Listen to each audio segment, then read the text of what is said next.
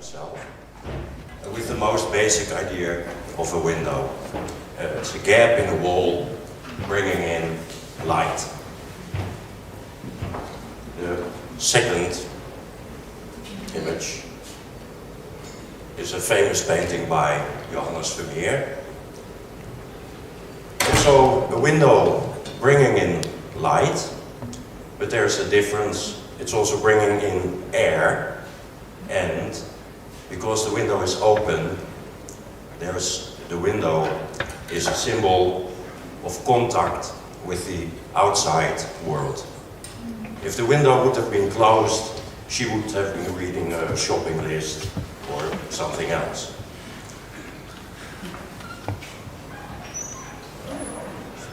Third image is that you can say that every painting can be seen as a window, especially with the landscape.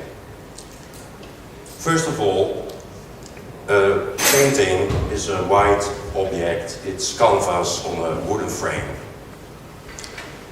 But to create a view on it, just like a window, you can paint anything like a landscape on it. But it won't be read as paint on canvas, but something in the brain makes you read it as a landscape. And in this case, it's made in the Romantic age. Welcome. In the Romantic age, and it's not a very realistic landscape. It's actually a desire. And it's in the time from the Romantic age where the Sehnsucht was very present. The next image is from the same time, also the Romantic age, and it's one of my favorite paintings in art history. Made by Menzel, Das Balkonzimmer. The window is open and you can feel the wind coming inside, blowing away everything almost, and leaving traces. And the most interesting trace is here on the wall. You see the trace of a painting, as if there was a painting. And in the mirror on the right side, you can still see the painting. Probably. It's hard to say if the painting would have been on the same spot, but I'm sure that the painter wanted to make that combination, that the reflection is different and that in reality something disappeared and is still visible.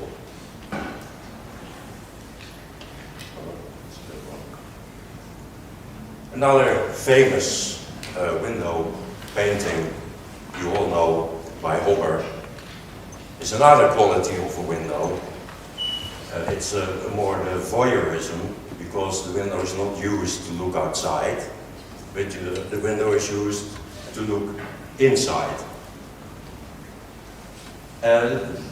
You want to be connected to the people inside, or probably not.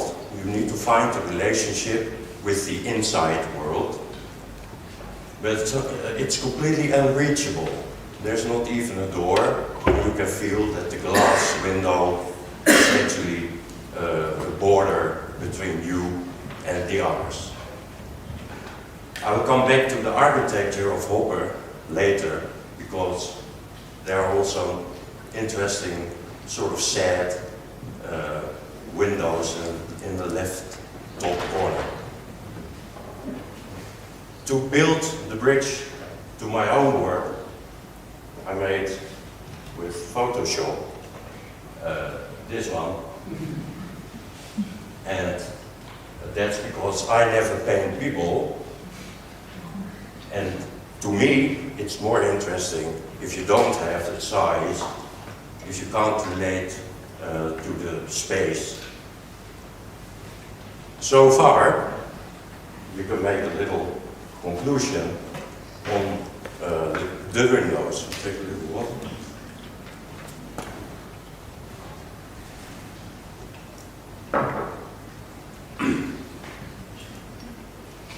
So a window can be seen as a gap in the wall, bringing in light. It can bring in air. It's a border between inside and outside. It creates perspective and it creates a view. In window paintings, we can see that the relation between the artist and his outside world is in the image. And those images about openness and closeness, loneliness and relations, the unknown and the confident. I will show now 65 images of my own work, starting with exteriors, then interiors, windows, and I will end with almost abstract windows. But first, I show my favorite building. You all know this building, especially here, the Mies van der Rohe Pavilion, 1929. And I love this building because of three main aspects: light, air, and space. This building is not taking away space, it's creating space. It's not taking away light, it's creating light, and it's creating air. And to me, as a painter, to create air, light, and space, that would be the best I could do. And that's why this building is so important to me. This is the painting I made from it. You can't see the sizes, and I won't tell all the sizes, but a painting by me is mostly 1 meter by 2 meter 20, say the size of the door.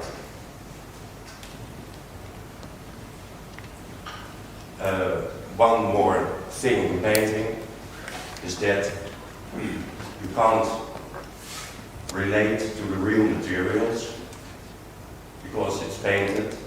So the search in your mind for orientation is different than a real building, of course. Oh yeah, thank you, Michelle. Next, exterior. I painted this on epoxy, and epoxy is a yellowish transparent stuff. I painted it on the front and I painted it on the back, inside the painting, but I left the windows open. So the space you can see through the windows are the real space behind the painting.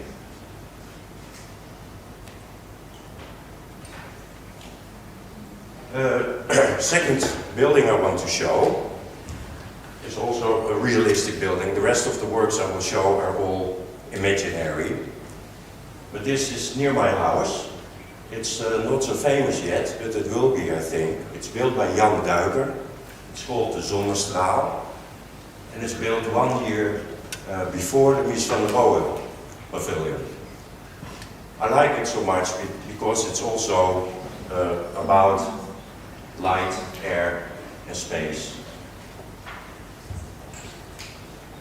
There's one corner in the building, this one. That's my favorite corner. And I like it so much because you have a building with an inner space on the left, you have a building with an inner space on the right, and you made a connection with a gallery using the same windows, but without having an inner space. This is 3 meters big, by the way, based upon that same corner. And like I said before, in a painting, it's even harder to say what am I looking at. Here it could also be a reflection of the right side on the left side. It could be a gap with a real building behind it, but it could also be the reflection of the other side, or continuing in real. you don't know. Same corner, also a big painting.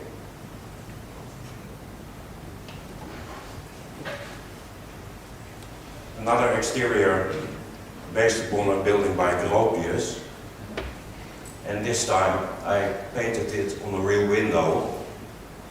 It's on glass, also using the front and the back side, and the shadows you see are the real shadows behind the painting on the wall. We're slightly moving from exteriors to interiors. This is on the edge. You are actually outside, inside, and very outside at the same time. And here I also tried that the architecture makes the space. Now we're inside, but the light from the outside is dominating the inside. It's literally coming in. It's a very warm light.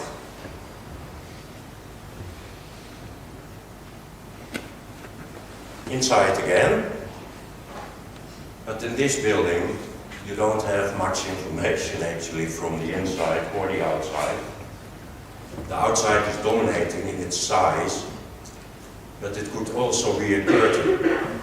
When it's a white curtain, then there's actually no outside visible. But if you read it as a horizon, then it's an extremely big space, and the white would be the sky. So here's the question, if you are in a closed inside or in an open inside.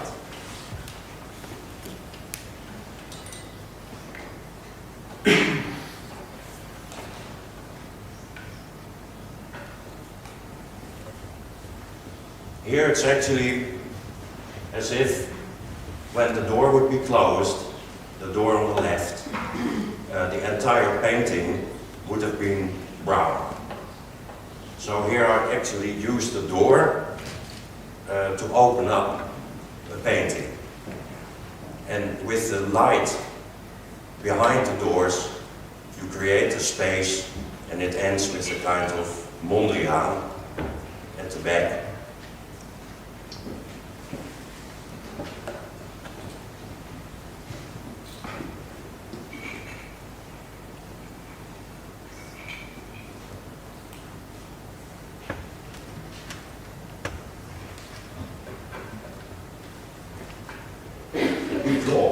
Like I said, all the paintings are almost 2 meters, but then standing. I love to visit abandoned places, desolate places, and I love silence as well. And about this painting, I want to introduce that you can use perspective. It's a central perspective to create the illusion of space. But there's another kind of space, and that's mental space. The space you use that people think about what they are seeing. What am I looking at? This we can still read, but that will be less in the next images. It will be less and less all the time.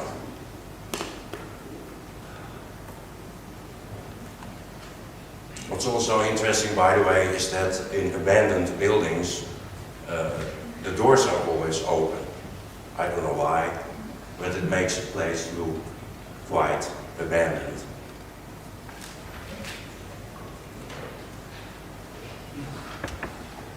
This is one of my favorites, based on an experience I had in a museum. I entered a museum space and I was looking at this thing on the wall, a mirror, and thinking, it's a mirror. And I left the space and they said, oh sorry, we didn't put on the film. And the mirror is actually used to project the film on the other side of the wall. I made a painting to make this mirror into an artwork, but also the perspective where you are actually in the film. The beamer is on, that's a beamer, it's on, so you are in the projection, but you are actually not looking at the film, but looking at the backspace behind you.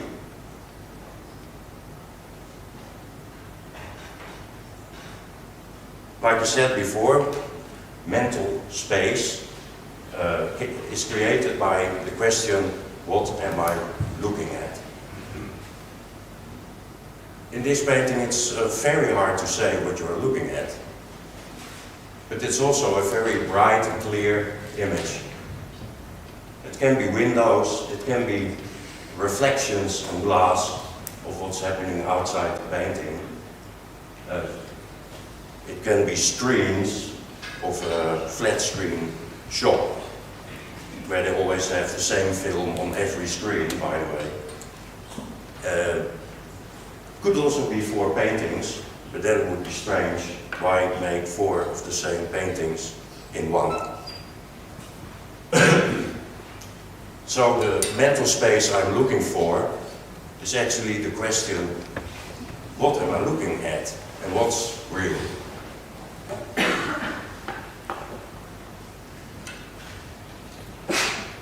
I can add that an active brain looking for orientation is what happens when you look at the painting. If you understand what you see, you stop looking. So the space I'm looking for is actually the space of thinking, of thought. This is a normal photo of a space with a projection. And I think that this week when we work on what makes a window, it's also nice to think about projections. Here the film ended, but you have still a square, a rectangle, and a light source. Almost a window. This is a painting I made from it. But here it's even harder to say if it's a projection of very strong backlight from the outside. And when you look outside and the light is very strong, you don't see anything. So this is a painting of almost nothing.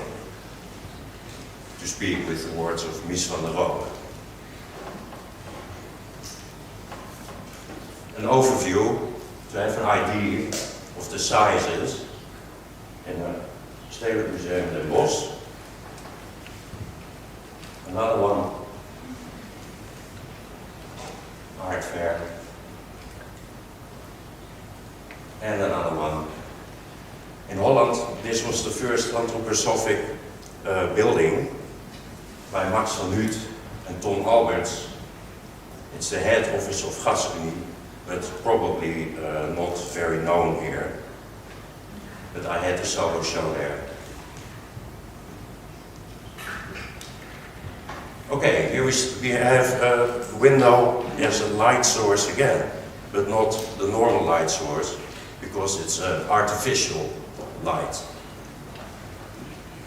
It gives me the feeling of the Hopper painting, some kind of voyeurism. You try to be connected, or your head wants to know why or who is there at home. This is a normal photo I took, by the way, and this is the painting.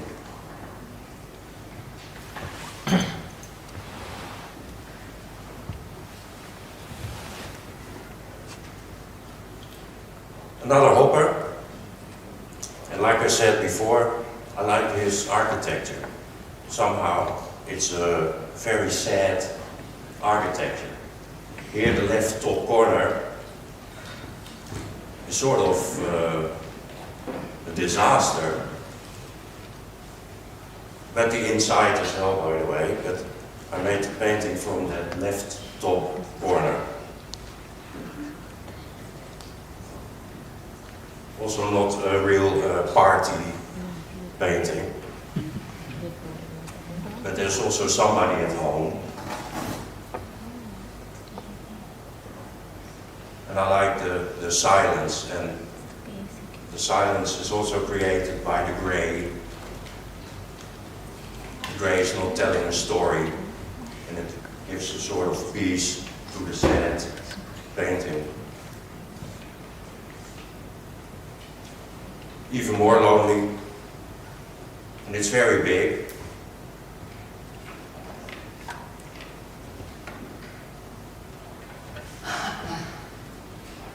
Okay, slightly getting abstract, but not yet. This is painted on a blanket where you sleep under, so it's very hairy surface. The cross is not painted, it's like left out of the painting, but by the gap, seeing the window as a painting, the window is the painting, and the window creates out of the blanket a wall because of the perspective. And I used that hairy surface to bring in air. If this would have been painted, would it not have been nice, but because of the real air in the surface, it's still soft and unpleasant at the same time.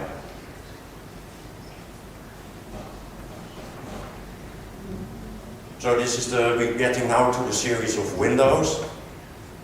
This is a window at twilight time. Twilight is the moment where the inside artificial light is exactly as strong as the outside light. So it's a complete balance, an equal light of both sides. The border, the wall, is actually part of the outside. And the window, this painting is becoming a window. Same here, but there's no view outside, but you can still see with a shadow that the surface is very thick, leaving a hole. That's frame number 1. You have the window itself, frame number 2. You have the shadow, frame number 3, and the painting, frame number 4.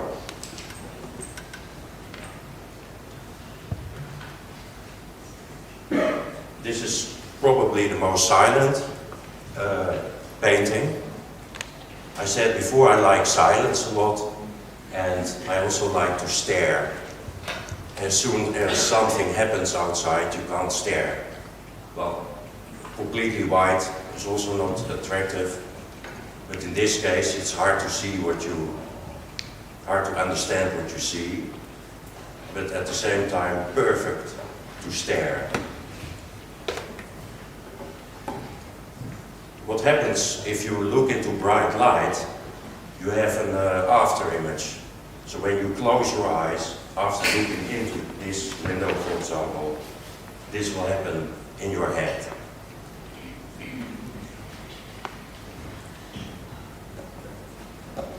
And if the light is very strong, the second after image, but not the same image, is green. So these are windows that you see when you close your eyes. Another normal photo taken in Budapest, but it's obvious that I like it because everything is green in the window, almost the color of nature, but there's no nature available at all.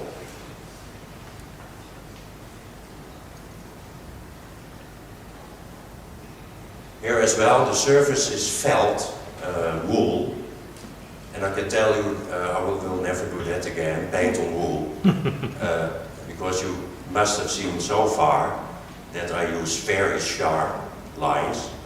So I use a lot of tape, it's 10 kilometers a year, and you can't tape on wool because you take away the paint. So I had to do the start by hand before I could use tape. And that took a long time. This painting I want to show because it reminds me of the vanished painting we saw in the Menzel painting, Das Balkonzimmer, where the painting had disappeared. I hope you can see it. Here the stairs disappeared, and they're still there in white, but only by the thickness of the paint. So to be able to enter those stairs on the left top corner, you can use in your mind the white stairs on the right side corner to keep continuing and wandering around the space of the painting.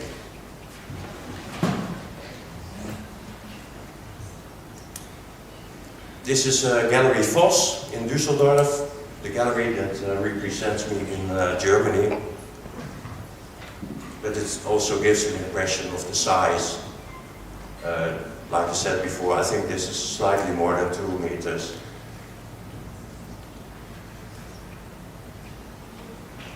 One of his presentations at the art fair, and I couldn't find the photo again I have used for the stair painting, but I think it's a Bauhaus, famous Bauhaus stairs.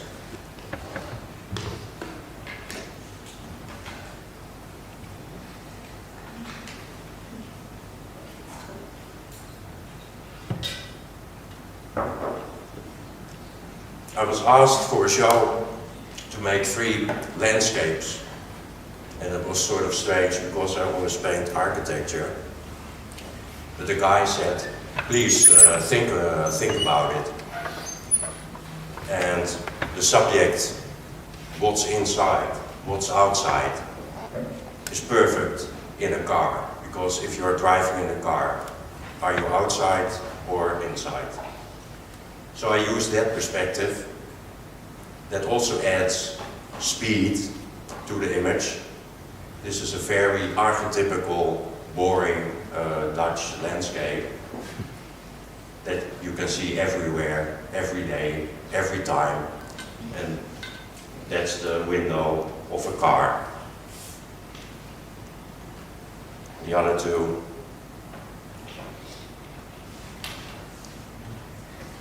Funny about this painting is that it's made from a spot where in the Baroque times the same image was painted, but of course without the highway, without the car, and a very romantic painting. And here it's like saving 1 second when you're driving 120 kilometers an hour.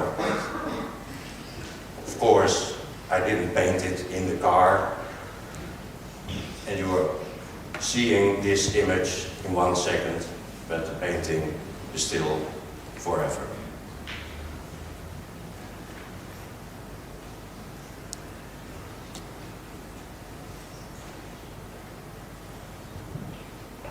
Overview in Holland, in a gallery. Quite a nice building, unknown architect.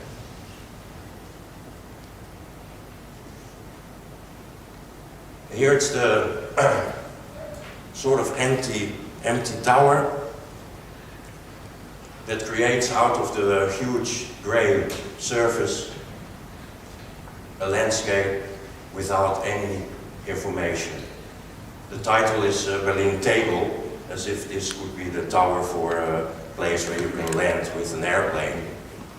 But it's also about vanished and disappeared information.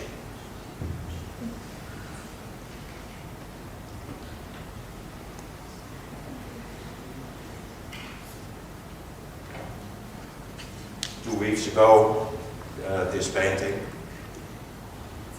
To me it was like 2 giants overlooking my head, but at the same time beautiful weather and some kind of scary absence of information.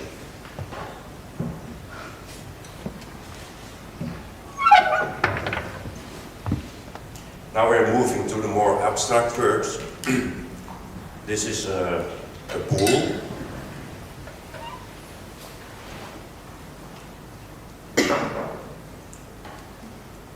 But the perspective, better said to be tormented perspective, creates out of the black surroundings a landscape where people are missing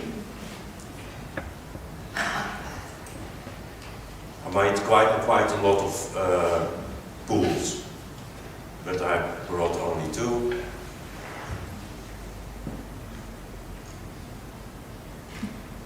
And now we're getting slowly to the question, what makes a painting? This is actually almost a frame, almost a hole, almost the emptiness of an empty painting. Malevich, Kazimir Malevich, 1915. I show this picture because of the placement of his famous black square. His most famous painting, the black square, is put here in the corner. And that's the corner where in Russia the people put an icon. And the icon is considered to be a window on the other world. The world we can't see, the world from the Bible. And they put it exactly in that place. So when I saw this photo, I realized that out of his entire collection, he saw his own black square as a window on the other world.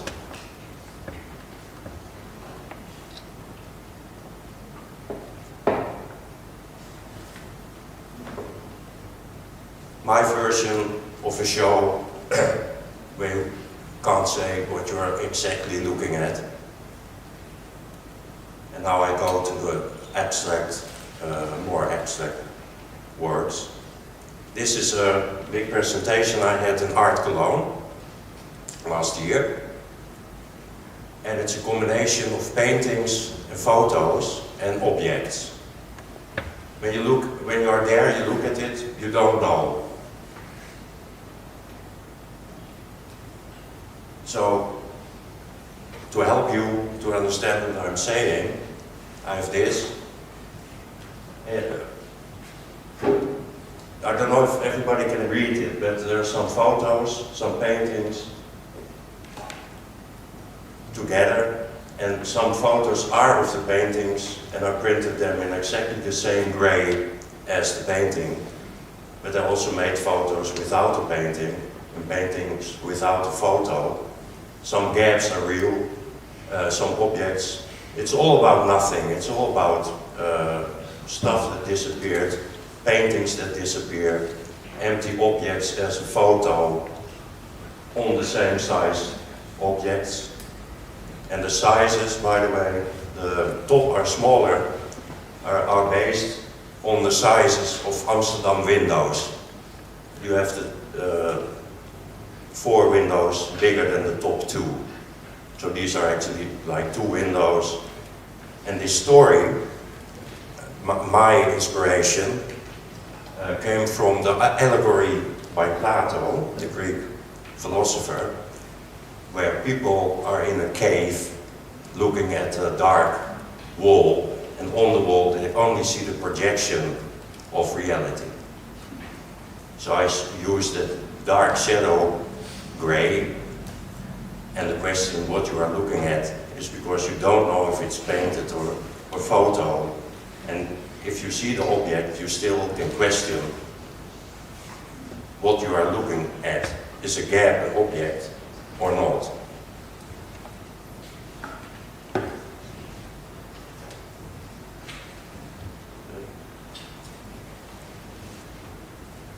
The title of this one is interesting because it's called back rectangle instead of black square. It's also about nothing, and it also shows that the backside of the painting is even more a window than the front.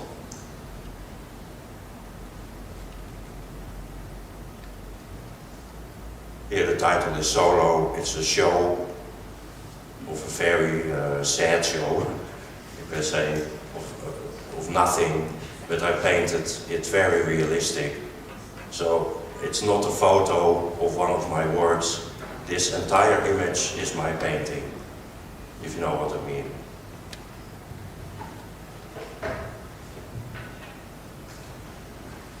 Light, air and space.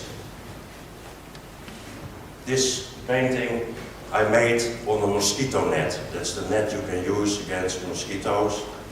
I used the frame of a normal painting as a window, and I used the echo of a window, or actually the reversal of a window, is what I painted on the net. So this is the reversal of a window, and it's containing air. This photo is taken from the front, so everything you see has been made in perspective. The wood has been cut in perspective, and this is by painting with a view on nothing.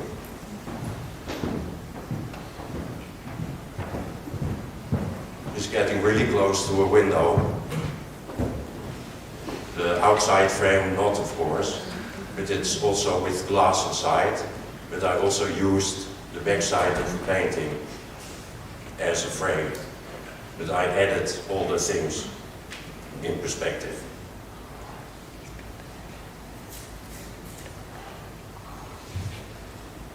This is another artist, Robert Irwin, and super idea. He was invited in a very nice museum to make a show, and he decided to cut windows in the windows. And this is a close-up.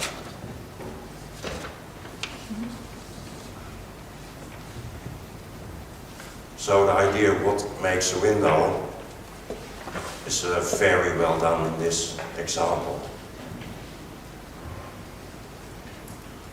This is my last project. I will end with 3 images, and then there will be space for questions. This is a sticker, the design of it. In daytime, when it's light outside, in nighttime, you will have a different idea. It could also be a gap instead of a window on the window. So I added actually a flat 3D image of the inside, the perspective of a window on the flat real window. But you can see reality, the question what's real, within a frame now, so you can focus. And this is how it looks. I've just made it. So this is a sticker, a multiple, you can put on your window. And the next close-up is my last image.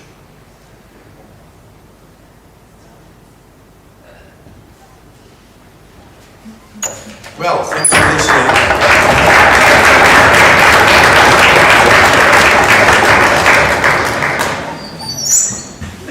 Vielen Dank, Jurriaan. Das war eine Frage. Ich glaube, ich brauche es nicht. Wir haben ein bisschen Zeit für Fragen, wenn es Fragen gibt, bevor wir eine kurze Pause machen. Ja, Jörg? Did you bring some stickers?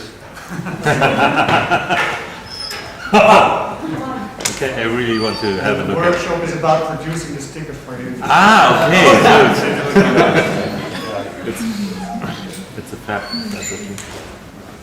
Ich habe vielleicht eine Frage. Kann Frau Brosch oder? Ja, aber die Fälle sind dann nicht in Ordnung. Bei mir. Nee, also ich kann ruhig auch nicht antworten. Also du hast angefangen mit der Rolle 1929. Das ist fast ein magisches Jahr. Bauhaus und die Zeit nach Bauhaus, wo Architekten, Künstler aller Art zusammengearbeitet haben, ein Gesamtbild. Und eigentlich passiert das kaum noch. Kannst du dich vorstellen, dass deine Arbeit so von Anfang an, dass du in einer Kooperation mit Architekten arbeiten könntest? Total. Würde das dein... Ja, daarom ben ik al hier.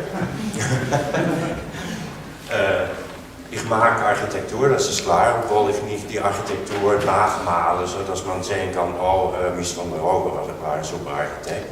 Ich benutze seine Räume als Raum nachzudenken. Also ist es mir nicht wichtig, welche Architektur ich dann mache. Aber die Zusammenarbeit in die, ja, sag mal 20er Jahre auch in Russland ist unglaublich klein Taschen, Tassen, Teetassen,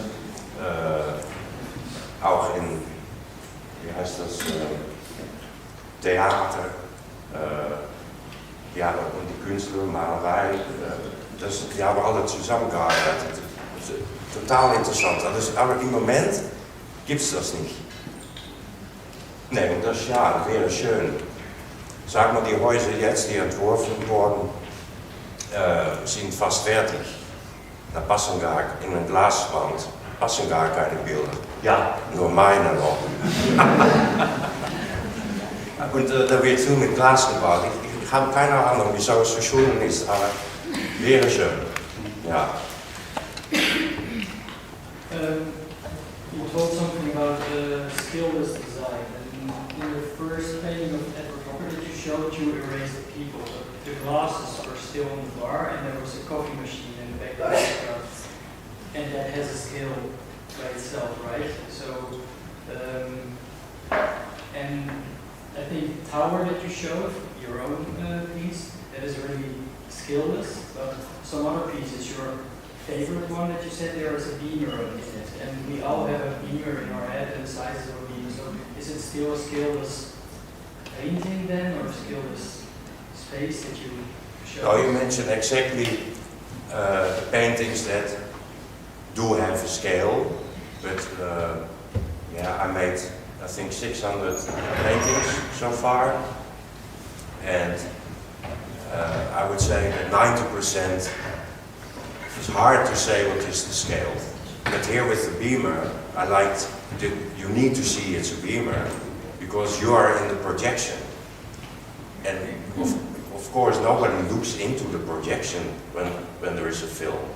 But to see live as a projection of your own eyes is of course interesting because you see something else than somebody else on the same spot. So you're sort of projecting something you make up in your mind all the time. So that painting is sort of about that, and then you need to see it's a beamer and not a square or something. And the other one was, yeah, I changed the hopper just to build up a bridge to my own work. But in hopper you can still see the sizes through when you have a cup. And there was one more painting. You said, with where you could read the scale. Your own towers with the grey. Yeah. Maybe just at one tower. Yeah. I think that's a really scaleless. Yeah, that's good. People around trees or something.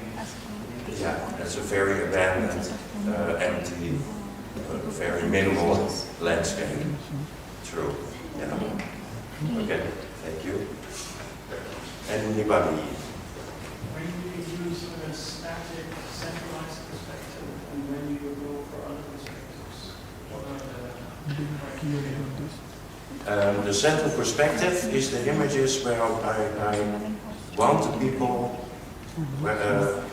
wobei ich die Leute einlade, ein Bild reinzukommen. Also das Bild nimmt Raum weg, aber mit Zentralperspektiv und einer offenen Tür, wo geht man im Kopf ein Bild rein. Und ich hoffe, das hört nicht auf. Also bei mir sind die Bilder irgendwie leer und die haben keine Ende. Also es ist ein Wandern, ein mentales Wandern. Und es ist eine Einladung, um über nachzudenken, wo bin ich, wo gehe ich hin und wieso soll ich oder ist es angenehm oder nicht. Eher die Frage. Also Zentralperspektiv ist immer geradeaus. Die andere von Weite, von oben gesehen, der Turm macht von ein Nichts, ein Wand oder das Boden und dann ist das ein endless großer Raum ohne Information. Und das ist eigentlich nur, weil die Tafel von oben abgesehen ist. Dann ist das auf einmal ein Landschaft. Und ein sehr ekliges Landschaft. Und bei der Mauer, ja, das ist ein Blanket, wie heißt das? Decke. Decke. Das ist eine Decke. Die Decke ist jetzt eine Mauer. Und das eigentlich nur wegen der Perspektive. Dass das entsteht und dass das auch größer wird als ein Bild. Von vorne ist kleiner als von der Seite. Dieselbe Größe. Verstehen Sie? Ein Fenster von der Seite. Das Fenster ist groß, aber von der Seite klein. Also das Bild wird viel größer, wenn man es nur von der Seite guckt. Also ich male es hier auch von der Seite, und da haben die Leute größere Bilder, das schafft Raum. Und das ist genau was Mies van der Rohe gemacht hat. Die schafft Raum. Ja, das ist etwas unconscious. Aber es ist größer im Raum. Hoffentlich.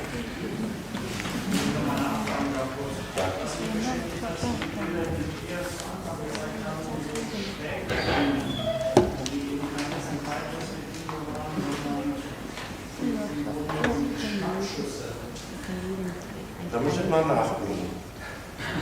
Keine Ahnung. Jetzt noch von vorne nehmen. Muss das dann alles zurück? Oder? Gucken wir nach.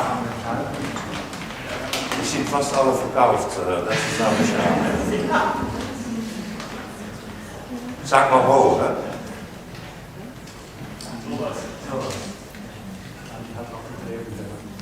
Ah ja, ja. Ja, stimmt. Das ergrößert die Dynamik eigentlich. Und dann ist es auch eher die Frage, wo bin ich? Want es hat eine Art Desorientation. Und ja, das ist alles, was ich male. Das ist eigentlich nur zur Orientierung oder Desorientierung. Ja. Hier sieht man auch nicht, ist das... oh, ich sehe ein anderes Bild hier. Even kijken. Oh ja. Nou ja, egal. Ja. Nee, hier weiß man auch nicht, ist das der Horizont? Oder ist das ein Innenraum mit Curtain? Een blauwe Curtain und ein schwarzer Innenraum? Nee, weil es geht immer weiter. Nee, aber Horizont ist es auch. Also die Frage ist immer interessanter als een Antwort. Also es ist nicht interessant als ein Maler ein Bild malt, wobei man denkt, schöne Frau. Zum Beispiel, das reicht nicht. Also schöne Frau, aber ist schon interessant. Hier, das ist hier auch schräg. Und die Frage, was sehe ich?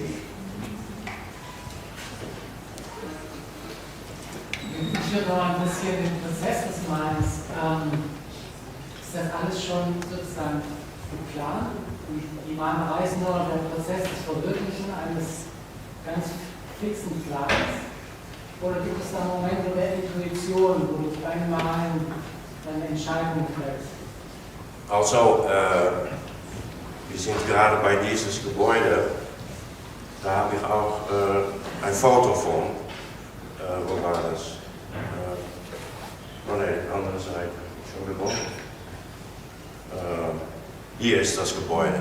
Nou, also wie ist das Bild entstanden? Ich bin hier gewesen. Diese Fotos habe ich vom Internet zusammengeklebt. Mein eigenes Foto war besser, schon in die Ecke. Aber die hatte ich nicht mehr. Das war noch nicht digital.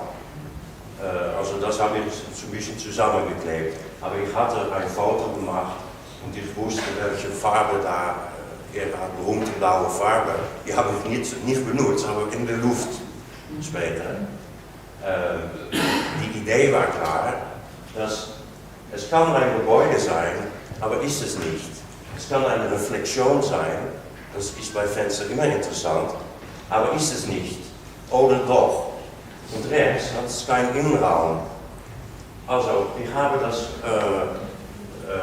gezeichnet, bis ich wusste, welche Komposition am besten wäre. Und das dauert total lang. Das ist 10 Tage Arbeit. Aber dann benutze ich auch das Format schon. Ich zeige mal wieder das Bild. Hier ist es, ich dachte 270. Und wie das überall reinkommt, ja, Maler wollen nie eine Linie genau in die Ecke. Das war ein Problem zum Beispiel. Ich hatte sehr viele Linien in alle Ecken, aber das fühlt nicht gut. Und das hat sehr lange gedauert. Und wenn man da was ändert, dann ändert das ganze Gebäude. Also letztendlich habe ich op schaal, in Maßstab gesagt, 12,5 Zentimeter bei 23. Und dann habe ich die Zeichnung gemacht. Und die Zeichnung habe ich dann später auf een Leinwand. Und dann muss man auch suchen, weil die Unterschiede zwischen diese 3 Grauen sieht man nicht mit die Augen gemacht. Das muss man wissen. Okay, ich habe irgendwas dazu gemacht, dann ist das eine andere Farbe. Und das ist ausprobieren. Und das war auch nicht sofort gelungen. Und dann musste ich das alles wieder abkleben.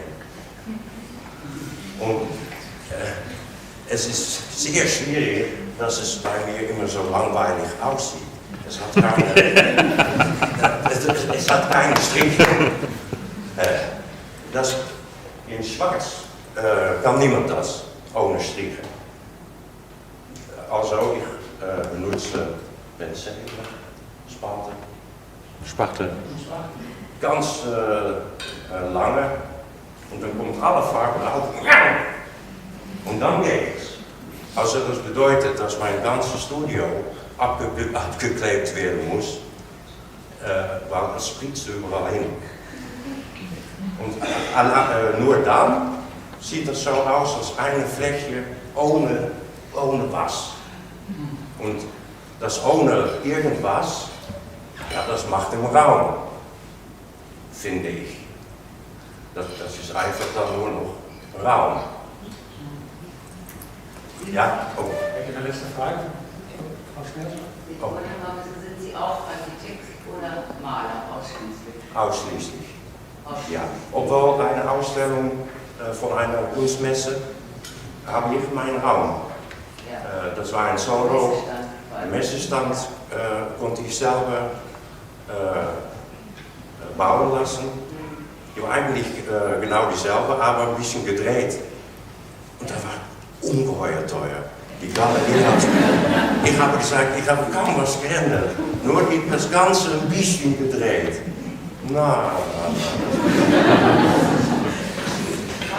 Darüber, dass es heute kaum noch Zusammenarbeit zwischen Architekten und Künstlern gibt beim Bau. Ja.